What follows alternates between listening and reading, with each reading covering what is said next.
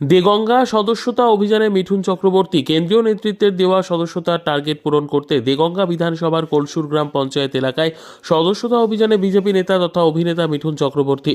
অভিনেতাকে দেখতে ভিড় জমায় গ্রামবাসীরা। প্রায় 500 জন সদস্যতা গ্রহণ করেছে, এমনটাই বিজেপি নেতৃত্বের দাবি। অভিনেতা জানান, গতকাল থেকে তিনি বেরিয়েছেন সদস্যতা অভিযানে।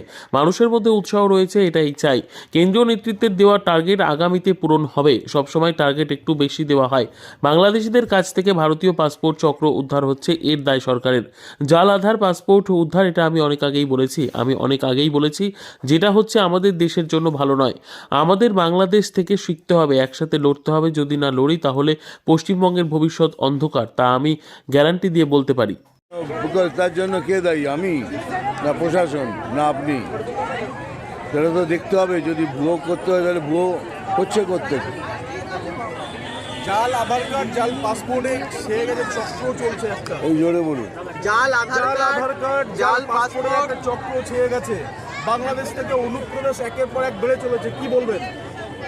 এই যে আজকে বলছেন, তো এটা আমি অনেক দিন আগে বলেছি যে এই যেটা হচ্ছে সেটা কিন্তু আমাদের দেশের জন্য ভালো নয়।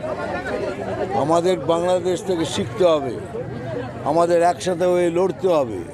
যদি না লড়ি তাহলে পশ্চিমবঙ্গের ভবিষ্যৎ অন্ধকার, আমি গ্যারান্টি দিয়ে বলতে পারি।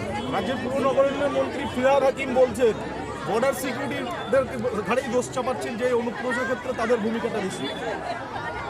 আপনি দেখুন, বর্ডার সেক্রেটারি ওপর দোষ চাপাচ্ছেন, কোত্থেকে কী হচ্ছে সেটা তো আমি নিশ্চিতভাবে বলতে পারবো না।